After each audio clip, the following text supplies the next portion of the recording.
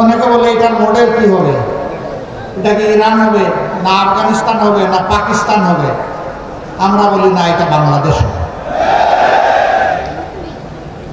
আর যদি মডেল বলে তাহলে দুনিয়ার সর্বশ্রেষ্ঠ স্বীকৃত শাসন, যেটা আল্লাহ নবী মুহাম্মদ রাসূলুল্লাহ সাল্লাল্লাহু আলাইহি ওয়াসাল্লাম জগৎবাসীকে উপহার দিয়েছিলেন, যেখানে সকল ধর্ম বর্ণের মানুষের অধিকার নিশ্চিত হয়েছিল, সেই মদিনার মডেল আপনি বলতে পারেন। এর বাইরে আমাদের কাছে কোনো মডেল নাই ভাই। আমরা বাংলাদেশকে আফগান বানাতে চাই না, ইরান বানাতে চাই না, পাকিস্তান বানাতে চাই না, অন্য কোনো দেশ বানাতে চাই না। প্রিয় গর্বের বাংলাদেশকে গর্বের বাংলাদেশ হিসাবে বানাতে চাই। আমরা মিথ্যা কোনো আশ্বাস নির্বাচন সামনে রেখে দিচ্ছি না, দিব না। যা আমরা পারবো না তা আমরা বলবো না, যা আমাদের কর্তব্য বলে মনে করি শুধু তাই বলবো। আমরা কাউকে ভাই বেকার ভাতা দিব না। বেকার ভাতার মানে হচ্ছে বেকারের কারখানা তৈরি করা। আমরা কোনো বেকারের কারখানা তৈরি করি। আমরা দেশের প্রত্যেকটি সক্ষম নারী পুরুষের হাতকে আমরা দক্ষ হাতে পরিণত করতে চাই। বেকার ভাতা নয়, তাদের হাতে আমরা মর্যাদাপূর্ণ কাজ তুলে দিতে চাই। সে বুক ফুলিয়ে বলবে, আমি কোনো কারো দয়ার দানে চলতে চাই না, আল্লাহর দেওয়া মেধা এবং যোগ্যতা খাটিয়ে আমি সম্মানের সাথে বাঁচতে চাই। এইভাবে যখন প্রত্যেকটি নারী পুরুষ দক্ষ হয়ে উঠবে, আত্মবিশ্বাসী হয়ে উঠবে, সেই দিনই বিশ্বের বুকে মাথা উঁচু করে দাঁড়ানো একটা বাংলাদেশ গোটা বিশ্ব দেখতে পাবে ইনশাআল্লাহ। অনেকে বলে মা বোনদের কোনো স্পেস থাকবে, আপনারা যেখানে কাজ করবেন দেশ চালাবে। আচ্ছা, মা বোন নাই কার কার ঘরে একটু হাত তুলেন তো দেখি। ওরে বাবা, ঘরের ভিতরে চলতে পারেন তো সমাজে চলতে পারবেন না। ঘর আপনার চলে না নারী ছাড়া, সমাজও আপনার চলবে না নারী ছাড়া। নারীদের কিছু কর্মক্ষেত্র আছে, এটা আপনি পারবেন না, আমিও পারবো না। আমার মায়ের, আমার মেয়ের, আমার বোনের, আমার স্ত্রীর কিছু কিছু বিষয় আছে, এটা নারীদের জন্য ডেজিগনেটেড, এটা পুরুষের দ্বারা হবে না। সেই কাজ কে করবে? রাসূলুল্লাহ সাল্লাল্লাহু আলাইহি সাল্লামের জামানায় প্রত্যেকটি যুদ্ধে নারীরা অংশগ্রহণ করেছে। যুদ্ধের চাইতে কঠিন কোনো কাজ আছে?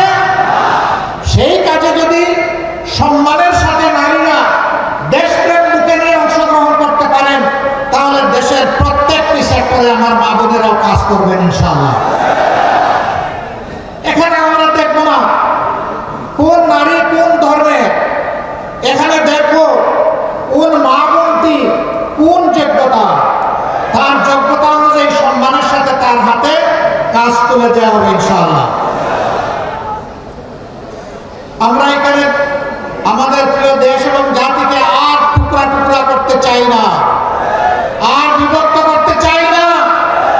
আমরা সাম্যের এবং ঐক্যের আওয়াজ নিয়ে আপনাদের দুয়ারে এসেছি।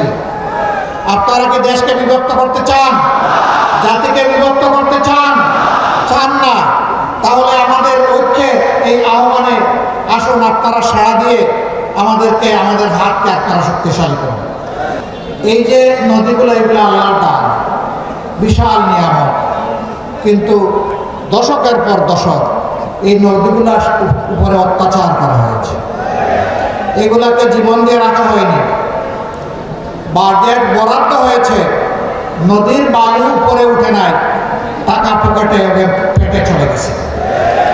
যার কারণে আজকে যখন ঢাকা থেকে আসছিলাম, উপর থেকে দেখলাম এত নদী নয়, এক একটা বিশাল মরুভূমি। এই নদীকে জীবন ফিরিয়ে দিতে হবে।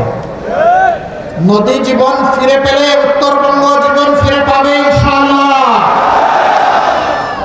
তাই তিস্তা পরিকল্পনা বাস্তবায়নের কোনো বিকল্প নাই। কার ভালো লাগলো আর কার লাগলো না, এগুলা দেখার আমাদের সময় নাই। আল্লাহ যদি আমাদেরকে দায়িত্ব দেন, আমরা কথা দিচ্ছি উত্তরবঙ্গের সর্বপ্রথম আমরা ওখানে কোদাল দিয়ে কূপ দিব ইনশাআল্লাহ।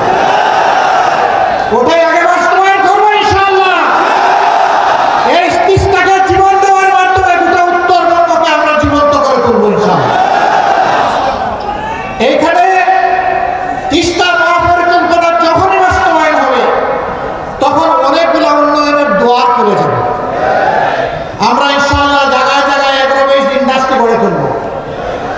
আপনাদের পণ্যের ন্যায্য মূল্য নিশ্চিত করা হবে, পণ্য সংরক্ষণের যথাযথ ব্যবস্থা করা হবে।